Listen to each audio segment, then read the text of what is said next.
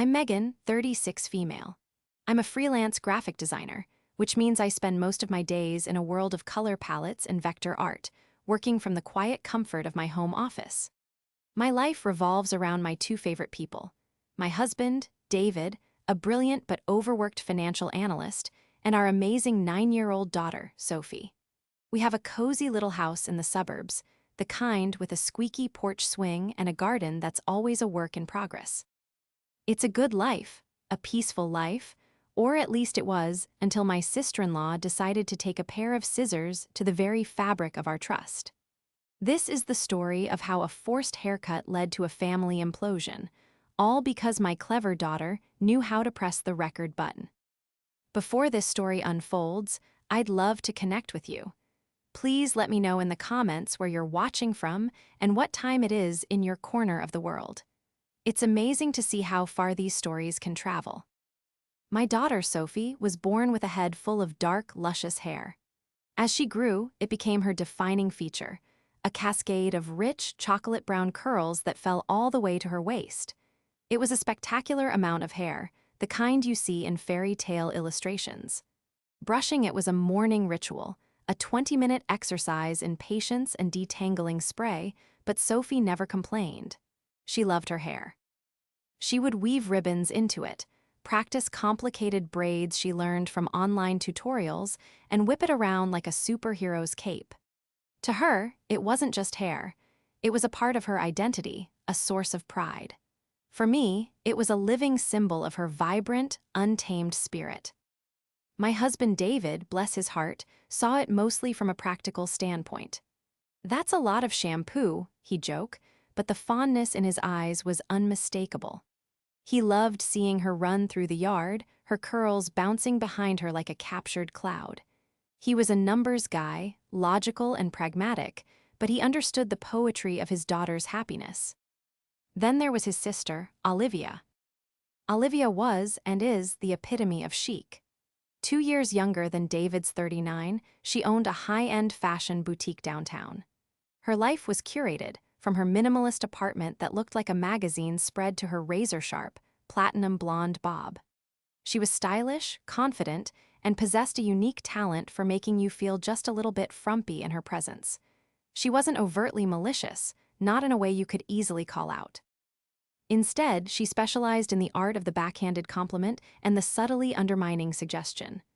"Oh, Megan, that sweater is so comfortable," she'd say, her eyes scanning my perfectly normal clothes as if they were a thrift store find.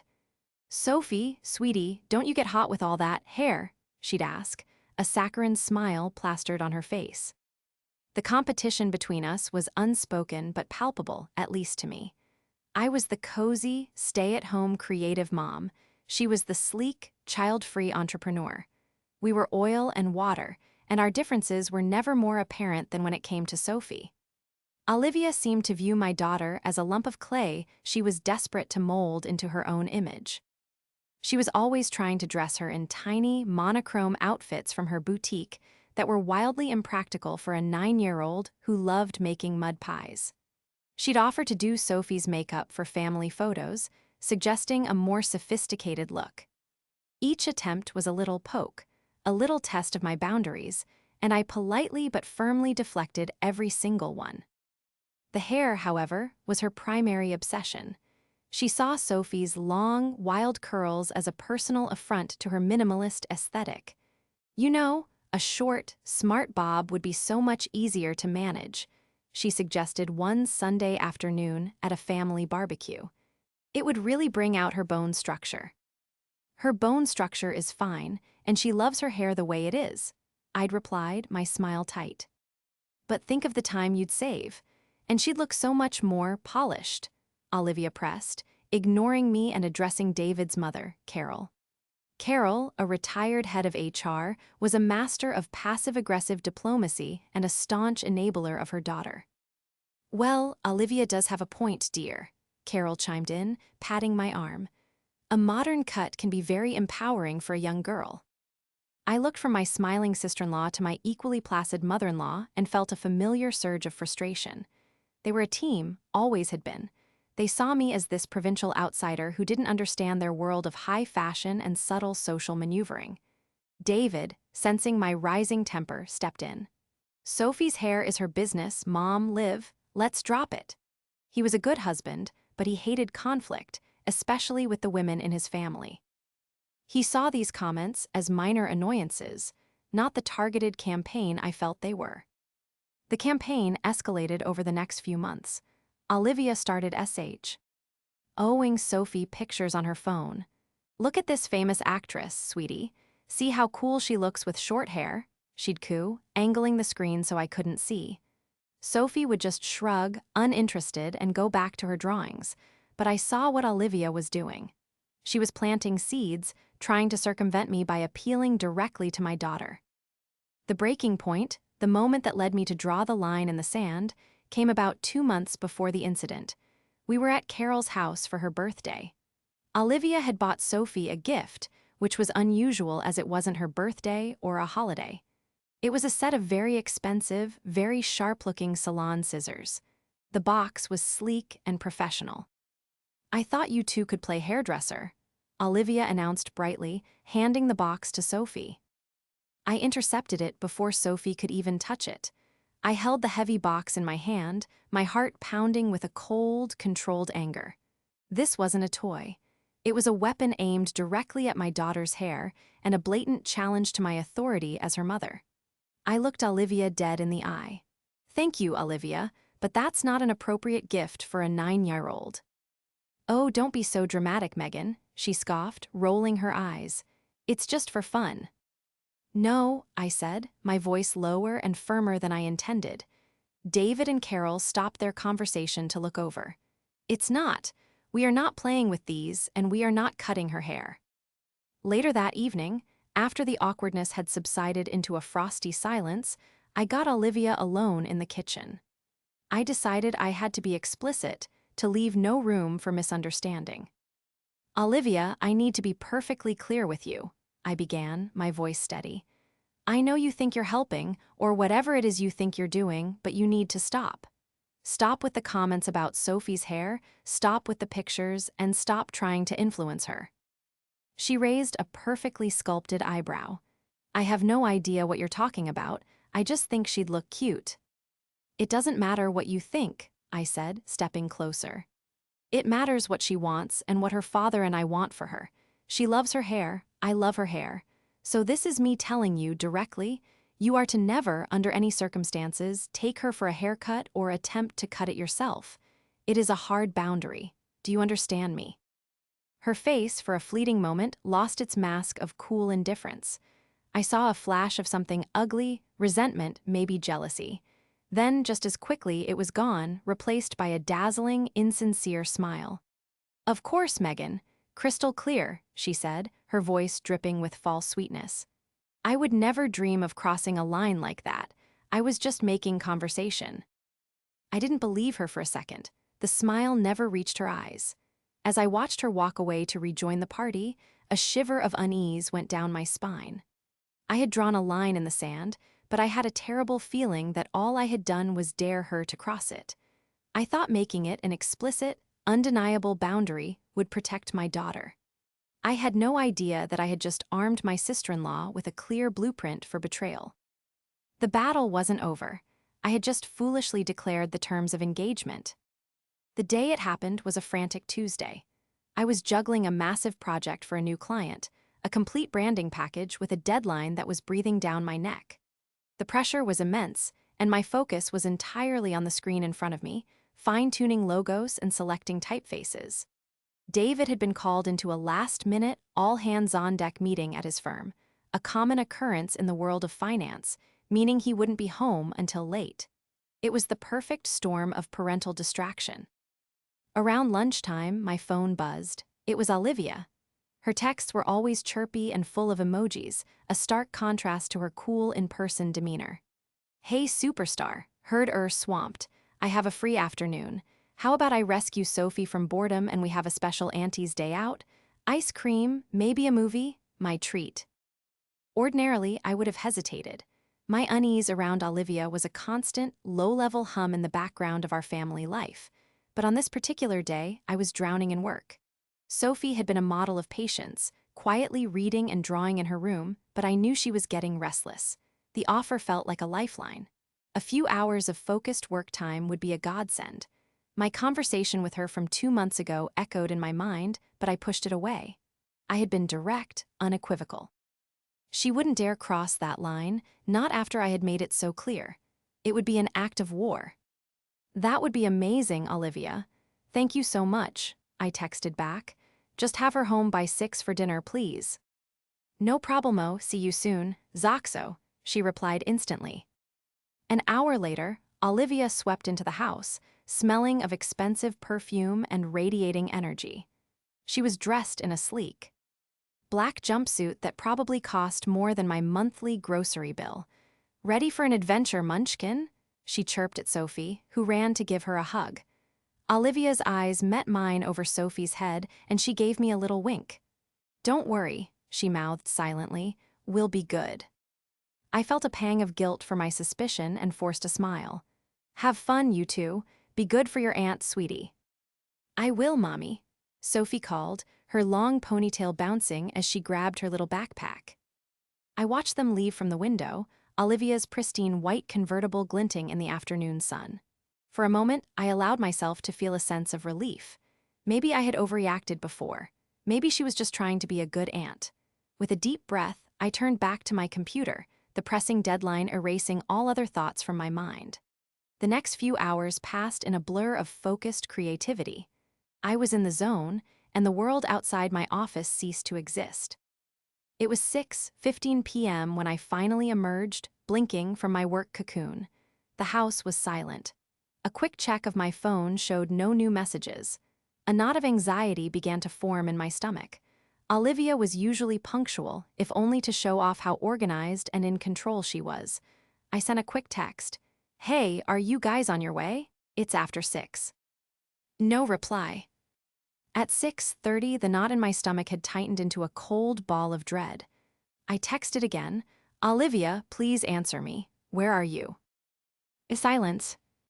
I started pacing the living room, my mind racing through 100 horrible scenarios. I called her phone. It went straight to voicemail. I called David, my voice trembling. Have you heard from Olivia? She was supposed to have Sophie back half an hour ago, and she's not answering her phone. David, ever the calming influence, tried to soothe me. Honey, relax. They probably just lost track of time. Maybe the movie ran long. You know how she is with her phone, she'll call. But I knew better. Olivia lived on her phone. Not answering was a choice. My earlier foreboding came rushing back, stronger than ever. Something was wrong. I was about to call her again when I heard the purr of her car engine in the driveway. Relief washed over me, so potent it made me dizzy. It was immediately followed by a wave of anger. I stormed to the front door, ready to unleash my frustration about her lateness and lack of communication. I flung the door open just as Olivia and Sophie were walking up the path. And then I saw it. Everything inside me went still. The air left my lungs. The angry words died in my throat. My daughter, my vibrant, spirited Sophie, looked up at me with wide, uncertain eyes. Her hair, her glorious, waist-length chocolate-brown curls, was gone. In its place was a brutally short, severe bob cut right at her jawline. It was an exact, almost comical replica of Olivia's own hairstyle. The ends were sharp and blunt, completely alien against the soft, round contours of my 9-year-old's face. She looked like a stranger, a tiny, sad imitation of her impossibly chic aunt. Her very essence seemed to have been shorn away along with her locks. My gaze lifted from Sophie's head to Olivia's face. She was beaming, her expression a perfect mask of triumphant innocence. Surprise, she trilled, her voice grating on my raw nerves. Doesn't she look absolutely adorable? We were walking past this super chic salon, and Sophie just started begging me. She said she wanted to look sophisticated, just like her auntie Liv. It was a totally spur-of-the-moment thing. I couldn't say no to that sweet face. I couldn't speak. I was paralyzed by a rage so profound it felt like a physical force rooting me to the spot. My eyes darted back to Sophie. She was trying to be brave, forcing a wobbly smile that didn't reach her eyes. She was parroting lines I could tell had been fed to her. "I like it, Mommy," she said, her voice small. "It's modern." The word modern, coming from my child who still believed in the tooth fairy, was like a slap in the face. It was Carol's word. It was Olivia's word. It was not Sophie's. I finally found my voice, but it was a choked, hollow version of my own. "Get out," I whispered, my eyes locked on Olivia. Her smile faltered. "What? Megan, don't be like this, it's just hair." I repeated, my voice gaining volume, shaking with a fury I had never felt before. "Get out of my house, now." Olivia's expression hardened. The fake sweetness evaporated, revealing the cold, smug woman underneath. "Fine," she snapped, turning on her heel. "Have fun with your drama." I didn't watch her leave. My entire world had narrowed to the sight of my daughter. I knelt down in front of her, my hands hovering over her shorn hair, afraid to touch it. I could see the unshed tears shimmering in her eyes. The line in the sand had been crossed, and my sister-in-law had used my daughter's beautiful, stolen curls to do it. The war I had dreaded was here, and it had begun with an act of unspeakable betrayal. The moment Olivia's convertible screeched out of the driveway, the fragile dam of my composure shattered. I pulled Sophie into the house, gently closing the door behind us, and the facade she had been so bravely maintaining crumbled. Her small body began to shake with silent sobs, her face buried in my stomach. I wrapped my arms around her, holding her tight as the full weight of the betrayal washed over us both. "She said I had to say I wanted it," Sophie choked out between gasps. "She said you'd be mad at her if I didn't." "Oh, baby," I murmured, stroking the unfamiliar, blunt ends of her hair. Each touch sent a fresh jolt of rage through me. "I'm not mad at you. I could never be mad at you. I'm mad at her. So mad." We stood there in the entryway for what felt like an eternity, her tears soaking through my shirt. Finally, her sobs subsided into hiccuping breaths. I led her to the sofa and sat down, pulling her onto my lap like she was a toddler again. She curled into a little ball, refusing to look up. "It's all gone, Mommy," she whispered, her voice thick with grief. "My hair is all gone." And that's when my own tears started to fall. They were hot, angry tears. This was so much more than hair. It was a violation. It was Olivia imposing her will on my child, physically altering her appearance to fit her own twisted sense of aesthetics. It was a power play, a deliberate and calculated act of disrespect to me as a mother. She had taken something precious from my daughter, something Sophie loved, and replaced it with a monument to her own narcissism. Every time I looked at Sophie's head, I would see Olivia's smug, triumphant face. The fury I felt was a living thing inside me. It was a physical sensation, a burning in my chest and a roaring in my ears. I wanted to scream. I wanted to drive to Olivia's boutique and smash every overpriced piece of merchandise. I wanted to confront her, to make her understand the depth of the pain and anger she had caused. But I knew it would be useless. She would just dismiss me as dramatic, just as she had at the door. She would twist the story, paint me as the hysterical, overprotective mother and herself as the fun, spontaneous aunt. When David finally got home around 8 p.m., he walked into a house thick with tension. He found me in the kitchen, staring blankly at the uncooked ingredients for a dinner I'd completely forgotten about. Sophie had cried herself to sleep in her room. "Hey, I'm home," he started, then his eyes fell on me. "Meg, what's wrong? You look pale." I couldn't form the words. I just pointed in the direction of Sophie's room. "Go look," I managed to say, my voice hoarse. Confused, he dropped his briefcase and went down the hall. I heard the soft click of Sophie's door opening, followed by a long, heavy silence. Then, a sharp, indrawn breath. He came back into the kitchen a moment later, his face a mask of disbelief and dawning anger. "What happened?" he asked, his voice low and dangerous. I told him everything. The text, the auntie's day out, the shocking reveal at the door, Olivia's flippant justification. As I spoke, the story tumbled out, laced with my own pain and rage. "She cut her hair," David said, stating the obvious as if trying to make it real. She actually cut her hair after you explicitly told her not to. She didn't just cut it, David. She butchered it. She made Sophie a miniature version of herself. And she made Sophie lie about it, made her feel like she had to protect her aunt from me. David ran a hand through his own hair, his anger palpable. I'm going to call her. I'm going to rip her a new one. And what will that accomplish? I shot back, my frustration boiling over. She'll deny it, David. She'll say Sophie was begging for it. She'll tell your mom, and Carol will take her side, and suddenly I'm the crazy one who's overreacting about just hair. We've seen this play out 100 times. So what are we supposed to do? Just let her get away with it? He demanded, his voice rising. I don't know, I cried, the helplessness of the situation overwhelming me. I don't know what to do, but I know that yelling at her over the phone won't fix anything. It won't make Sophie's hair grow back, and it will only give Olivia the satisfaction of knowing how much she got to me. The argument, our first real fight in months, fizzled out into a tense, miserable silence. David saw the logic in my words, but his protective, paternal anger needed an outlet. My anger was different.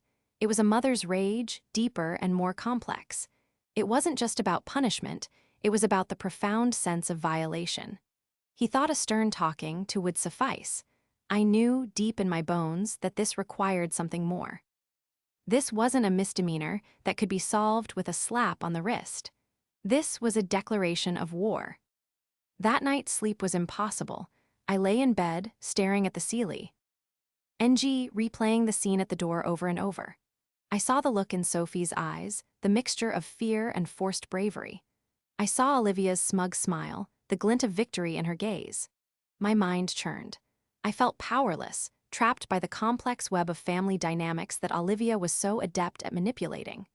Every potential confrontation I imagined ended the same way, with her gaslighting me, with Carol smoothing things over in Olivia's favor, and with me looking like an unhinged shrew.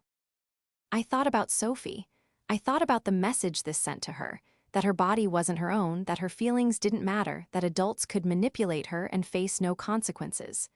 The thought was unbearable. My fury wasn't just for me anymore. It was for my daughter. I had to do something. I had to find a way to make Olivia accountable, not just for the haircut, but for the manipulation, for the emotional damage she had inflicted on my child. As the first gray light of dawn crept into the room, my rage began to cool, crystallizing into something else. It was no longer a hot, chaotic inferno. It was becoming cold, hard, and sharp. It was becoming a purpose. I didn't know how yet, but I knew I would not let this go. Olivia thought she had won. She thought she had put me in my place and remade my daughter in her image. But she had made a critical miscalculation. She had underestimated a mother's fury, and she had no idea just how smart her 9-year-old niece really was. The next morning was heavy with a sorrow that felt almost physical. The cheerful sunlight streaming through the windows felt like a mockery. Sophie emerged from her room like a little ghost, her shoulders slumped. She was wearing a hoodie with the hood pulled up, a silent protest against the new reality of her reflection.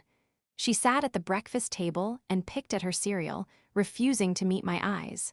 My heart broke all over again. "Sweetie, you don't have to hide," I said softly, sitting down next to her.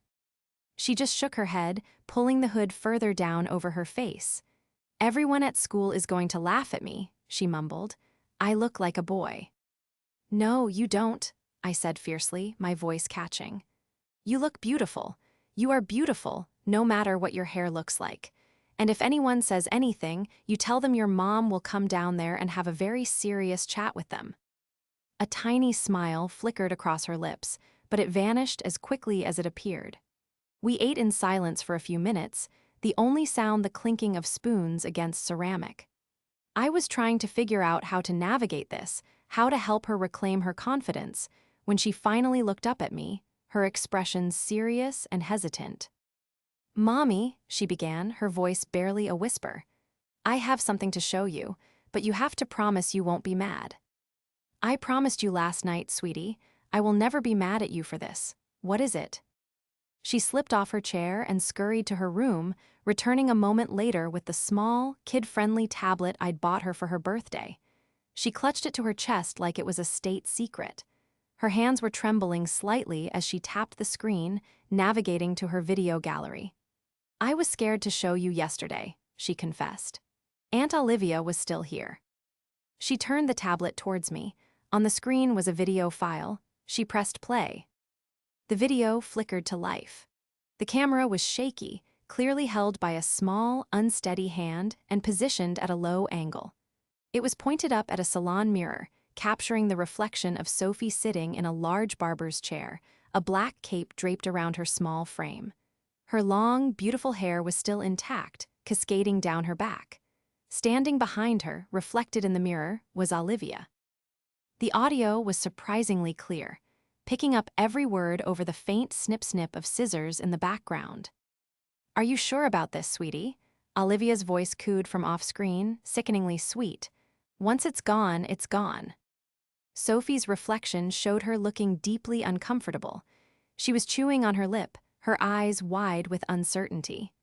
"I don't know," my daughter's small voice said. "Mommy says I have to wait until I'm older to cut it this short." There it was, proof that Sophie had not, in fact, been begging for this. "Oh, Mommy is just being a little old-fashioned," Olivia's reflection said, leaning into the frame and smoothing Sophie's hair. "All the cool girls have short hair. Don't you want to look cool like me? Long hair is for little kids, for babies. You're a big girl now, right?" Sophie fidgeted in the chair, her distress obvious. "But I like my hair," she mumbled, her voice wobbling.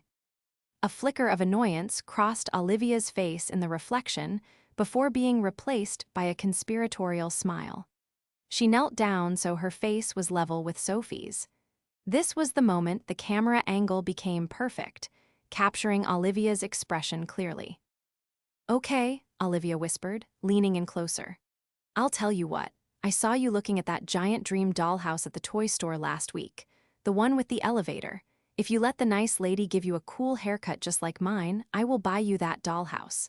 Today, but," she held up a perfectly manicured finger, "it has to be our little secret. You can't tell Mommy it was my idea or that I bought you the dollhouse for this. You have to tell her that you wanted the haircut more than anything. Can you do that for me? Can you be a big girl and keep our special secret?" My breath caught in my throat. I watched my daughter's reflection in the video. I saw the conflict in her eyes, the lure of the bribe warring with her own desires. She was 9. A giant dollhouse with an elevator was a powerful incentive. She hesitated, then gave a tiny, reluctant nod. Olivia's face broke into a victorious smile. She stood up and addressed the unseen hairstylist. "She's ready," she announced brightly. "Let's do the super chic bob, just like mine." The video ended. I stared at the black screen of the tablet, my mind reeling. The room was silent, but my ears were ringing with Olivia's manipulative words. It was worse.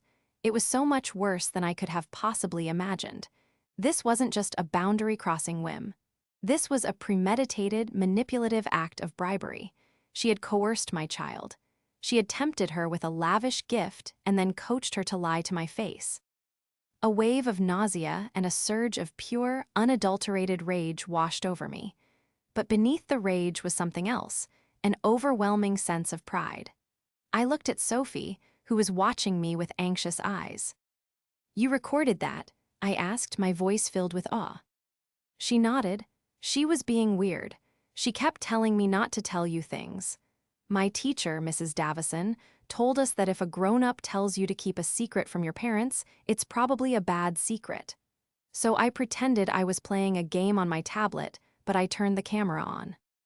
I pulled her into my arms, burying my face in her hooded sweatshirt, and this time, my tears were not of anger or sadness, but of profound gratitude and love. "Sophie, you are the smartest, bravest girl I have ever known," I whispered. "You did exactly the right thing. Thank you. Thank you for showing me this." She hugged me back tightly, a sigh of relief escaping her. "So you're not mad?" "I am furious," I said, pulling back to look her in the eyes. "But not at you, never at you. I am furious at your aunt. And now," I took the tablet from her, my hand steady, "we can do something about it." In that moment, everything shifted. I was no longer a helpless victim of my sister-in-law's schemes. I was the keeper of the truth. The rage that had been a chaotic storm inside me now had a focal point. It was no longer about the stolen curls or the ugly haircut. It was about the calculated corruption of my daughter's innocence. Olivia had tried to buy my daughter's compliance in silence, but she had underestimated her, and in doing so, she had handed me the perfect weapon. She had handed me the unedited, undeniable truth on film. The game had changed, and I was about to write the new rules. The video was a bombshell, and I treated it as such. The first thing I did was transfer the file from Sophie's tablet to my laptop, then to a cloud server, and finally onto a thumb drive that I attached to my keychain. I was taking no chances. This piece of evidence was my Excalibur, and I was going to protect it. My initial, primal urge was to send the video to every member of David's family immediately, to let the digital truth bomb explode and watch the fallout from a distance. But I quickly reined that impulse in. A chaotic, uncontrolled explosion would give Olivia room to maneuver. She would spin it, claim she was joking, or accuse me of manipulating the footage. She would flood the family with her version of events before they'd even fully processed mine. No, this required precision. It required a stage, an audience, and a delivery so flawless that she would have no escape route. My anger had cooled from a raging fire to a block of dry ice. It was cold, focused, and utterly resolute. I was no longer a grieving mother. I was an architect, designing the blueprint for Olivia's social demolition. The perfect opportunity was already on the calendar. My mother-in-law Carol's 65th birthday dinner, scheduled for the following Saturday. It was being held in the private dining room of a fancy restaurant downtown. The whole family would be there. Carol, her husband, David's aunts, uncles, and cousins. It was Olivia's home turf, a gathering of the people whose opinions she valued most. It was the perfect stage. My first step was to neutralize the bribe. Olivia had used a dollhouse as a weapon to manipulate my daughter. I would turn it into a shield to empower her. That afternoon, I took Sophie to the toy store. We walked right up to the giant, obscenely expensive dollhouse she had described, the one with 3 stories and a working elevator. "You earned this," I told her, my voice firm and clear. "Not for getting your hair cut, but for being brave and honest and telling me the truth. This isn't a secret bribe from your aunt. This is a bravery award from your mom and dad." Sophie's eyes lit up with a joy so pure it almost made me cry. As we wheeled the enormous box to the checkout, I felt a significant piece of Olivia's power crumble into dust. She could no longer hold the promise of the dollhouse over Sophie's head, nor could she ever use it as proof that Sophie was a willing participant in the scheme. I had reclaimed the narrative. My next step was to get David fully on board. That evening, after Sophie was in bed, I sat him down. I didn't give him a preamble. I simply opened my laptop, placed it in front of him, and pressed play. He watched the video in stunned silence, his face growing darker with every word Olivia spoke. When the video ended, he didn't say anything for a full minute. He just stared at the screen, his knuckles white where he gripped the edge of the table. "That manipulative," he finally breathed, the word he left unspoken hanging in the air. The lingering part of him that had thought this was just a severe overstep, a matter of just hair, was gone forever. He now saw the incident for what it was, a calculated, corrupting act against his own child. "Now do you understand?" I asked quietly. He looked at me, his eyes blazing with a protective fury that matched my own. "I understand," he said, his voice hard as steel. "What's the plan?" I laid it out for him. The birthday dinner, the private room. The large television screen that I knew from previous events was mounted on the wall. I explained that we would act perfectly normal all week. We would respond to texts from Carol and Olivia with polite, non-committal answers. We would not give any indication that anything was amiss beyond our initial anger. We would walk into that dinner like lambs, but we would leave like lions. David listened, nodding slowly. As a financial analyst, he appreciated a well-thought-out strategy. "She won't see it coming," he said, a grim smile touching his lips. "She'll be expecting a screaming match, not a public execution." "It's not an execution," I corrected him gently. "It's a presentation of fact. We're not going to yell or scream. We're just going to play the video and let the truth speak for itself. Her own words will be her undoing." He agreed completely. For the first time since the incident, we were a unified front, operating with a single, clear purpose. The wedge Olivia had tried to drive between us had instead forged us together, stronger than before. The days leading up to the dinner were a masterclass in self-control. I helped Sophie assemble the dollhouse, and we spent hours decorating its tiny rooms. Her joy was a healing balm, and with every miniature sofa we placed, I felt her confidence returning. She decided she wanted to try wearing headbands, and we bought a collection of them in every color. She was starting to own her new look, to separate the haircut itself from the trauma of how it happened. Olivia sent me a text midweek. "Hoping things aren't still awkward. Can't wait to celebrate Mom's big day with everyone. Let's put it behind us. Folded hands." I stared at the message, a cold smile playing on my lips. The sheer arrogance was breathtaking. She genuinely believed her non-apology was sufficient, that I would just fall in line for the sake of family peace. My fingers hovered over the keyboard, itching to type a scathing reply. Instead, I simply wrote back, "See you Saturday." On Friday, I did my final bit of recon. I called the restaurant under the guise of confirming the reservation and asked a few questions about the private room's AV setup. They confirmed there was a large smart TV with an easily accessible HDMI port and a USB input. I loaded the video file onto the thumb drive on my keychain and then onto a second, decoy thumb drive that I tucked into David's pocket.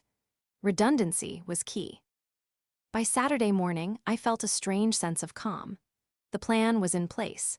Every variable had been considered. There was no more rage, no more grief.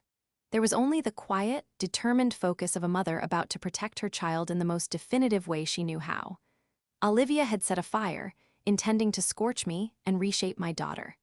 She had no idea I had spent the last week gathering the water to put it out and the mirrors to reflect the flames right back at her. We walked into the private dining room of the Gilded Spoon with practiced smiles and a carefully constructed air of civility. The room was buzzing with the cheerful chatter of David's extended family. Carol, the guest of honor, was holding court at the head of the long table, looking regal in a silk blouse. Olivia was standing beside her, looking imp. Possibly chic in a cream-colored dress, a champagne flute held delicately in her hand. Her eyes found us as we entered, and a flicker of something, apprehension, perhaps, crossed her face before being replaced by a bright, brittle smile. "Megan, David, you made it, and look at this little fashionista," she exclaimed, rushing over to fuss over Sophie. Sophie, who I had coached for this moment, gave a polite but distant smile and subtly stepped closer to me. Olivia's hand, which had been reaching out to touch Sophie's hair, dropped awkwardly to her side. The first hour of the dinner was a surreal performance. We played our parts to perfection. We made small talk with aunts and uncles. We asked Carol about her recent trip to the coast. David discussed the stock market with his cousin. I complimented someone's earrings. All the while, the thumb drive in my pocket felt like a cold, heavy stone, a tangible reminder of our true purpose for being there. Olivia was clearly relieved by our placid demeanor. The longer we acted normal, the more she relaxed.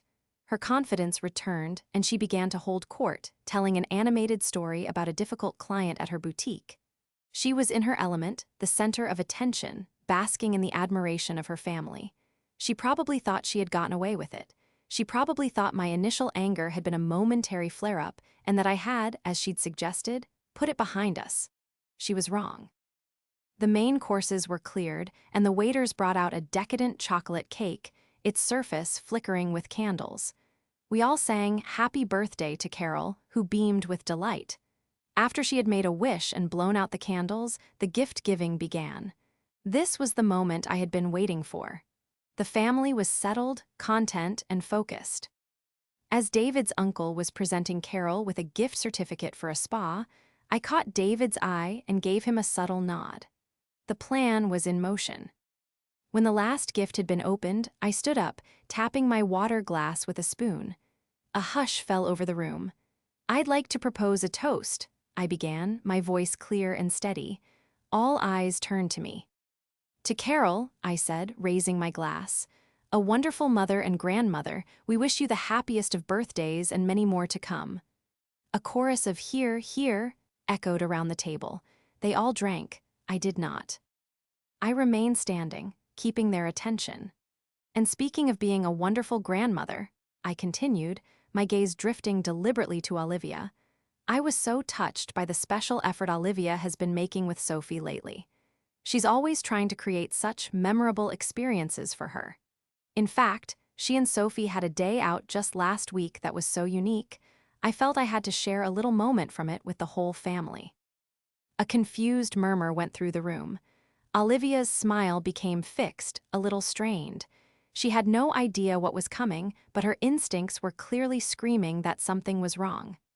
"Oh, Megan, that's not necessary," she said, with a nervous little laugh. "It was just a girl's day." "Oh, but I insist," I said, my voice smooth as silk. "David, would you do the honors?" That was his cue. David, who had quietly moved to the side of the room near the large flat-screen TV, pulled the decoy thumb drive from his pocket. "It'll just take a second to set up," he said cheerfully, plugging it into the television's USB port. Every eye in the room, including Olivia's, was now glued to the screen. Her face was a canvas of dawning horror. She opened her mouth to protest, but it was too late. The video file, clearly labeled Sophie's new haircut, appeared on the screen. David pressed play. The shaky, low-angle footage filled the 60-inch screen. The sounds of the salon, the bright, sterile lighting, Olivia's reflection in the mirror, it was all there, larger than life. The room went dead silent. The only sound was the audio from the video, crystal clear in the confined space. I watched the family's faces as they listened. I saw comprehension dawn on my father-in-law's face. I saw an aunt's hand fly to her mouth in shock. I saw Carol's regal posture begin to sag, her celebratory smile melting away into a mask of disbelief. But mostly, I watched Olivia. Her transformation was terrifying to behold. Her face went from confused to panicked, to ashen white as she heard her own voice cajoling, pressuring, and finally, bribing my 9-year-old daughter. When the part played where she coached Sophie to lie to me, "It has to be our little secret. You have to tell her that you wanted the haircut more than anything." A collective gasp went through the room. Olivia looked like she had been physically struck. She stared at the screen, her mouth slightly agape, all the color drained from her face. She was trapped, exposed by her own words, her own reflection. There was no spin, no denial that could work here. The video ended and the screen went black. B. At the reflection of the stunned, silent room remained. For a long 10 seconds, nobody moved. Nobody spoke. The silence was absolute, heavier and more damning than any accusation I could have ever made. Olivia had been so certain of her power, so confident in her ability to control the narrative, and in the space of 90 seconds, I had taken it all away from her, using nothing but her own ugly truth. The unveiling was complete. The crushing silence that followed the video was finally broken by Olivia. She made a choked, sputtering sound, half gasp, half sob. That's not, it was a joke," she stammered, her eyes darting around the table, desperately searching for an ally. "We were just playing. She wanted the dollhouse, and we were playing a game." Her voice was thin and reedy, stripped of its usual confidence. The excuse was so flimsy, so pathetic, that it hung in the air and died. No one believed her. They had all seen Sophie's hesitant face. They had all heard the manipulative tone, the clear instructions to lie. David, who had returned to my side, spoke first. His voice was not loud, but it cut through the tension like a knife. "A joke, Olivia," he said, his eyes cold with a fury I had never seen him direct at his sister. "You think bribing our daughter is a joke? You think coaching her to lie to her mother is a game? What you did was disgusting. You manipulated a child for your own pathetic, petty reasons." All eyes swiveled from Olivia to David. Seeing him, the calm, conflict-averse peacemaker, so thoroughly enraged, seemed to land a heavier blow than the video itself. It validated everything. Carol, the retired HR manager, finally snapped into action. Her instinct was to control the damage, to manage the situation back into a semblance of normalcy. "Now, let's not all overreact," she began, her voice taking on a placating tone. "Olivia clearly made a mistake, a very serious error in judgment, but this is a family celebration. This is not the time or the place for such accusations." That was my cue. I had been silent until now, letting the evidence speak for itself, but I would not let her sweep this under the rug. "An error in judgment, Carol," I said, my voice dangerously calm. "She violated our trust. She violated Sophie's trust. She physically altered our daughter's appearance against our explicit instructions and then tried to cover it up with bribery and lies. This has nothing to do with judgment. This is about character. There is nothing to manage here."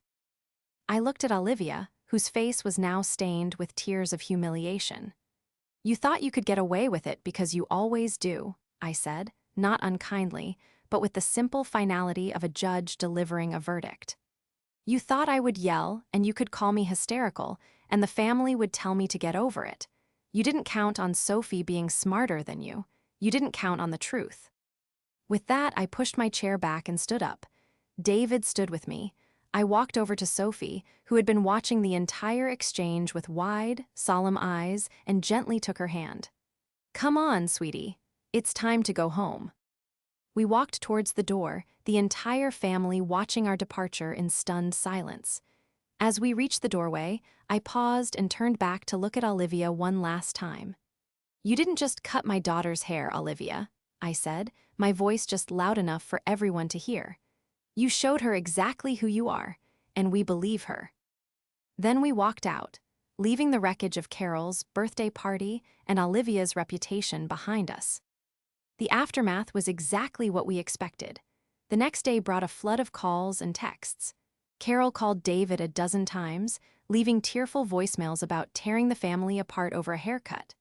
Olivia sent me a long, rambling text that was a masterclass in non-apology, full of phrases like, "I'm sorry if you felt hurt," and "I never intended for things to get so blown out of proportion." I deleted it without responding. We didn't answer any of them. We had said everything that needed to be said. We had presented the truth, and now it was up to them to live with it. David and I made a decision. We were going no contact with Olivia indefinitely. Her actions weren't just a mistake, they were a revelation of her character, and she was not a safe person to have in our daughter's life. Our contact with Carol would be minimal and supervised. Her immediate instinct to protect Olivia over her own grandchild was a betrayal we couldn't easily forgive. Some family members reached out to us in support, expressing their shock and disgust at Olivia's behavior. Others remained silent, clearly uncomfortable taking sides. The family was fractured, perhaps irrevocably, but I felt no guilt. I hadn't torn the family apart. I had simply turned on the lights, and what was in the room was too ugly for some to bear. Weeks turned into months. Life settled into a new normal. There were no more tense family dinners, no more backhanded compliments, no more subtle attempts to undermine my parenting. There was just peace. Sophie's hair began to grow, first into a cute pixie cut, then into a longer bob. With every inch, it felt like she was reclaiming a piece of herself. The dollhouse, her bravery award, became her favorite toy. One evening, about 6 months later, I was tucking Sophie into bed. She was brushing her newly shoulder-length hair. "You know, Mommy," she said thoughtfully, "I think I might keep my hair short for a while. It's kind of fun." I smiled, my heart swelling with love. "It's your hair, sweetie. You can have it however you want." And in that moment, I knew we had won.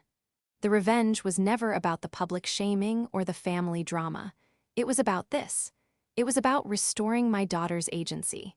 It was about teaching her that her voice matters, that her boundaries are sacred, and that the truth is the most powerful weapon of all.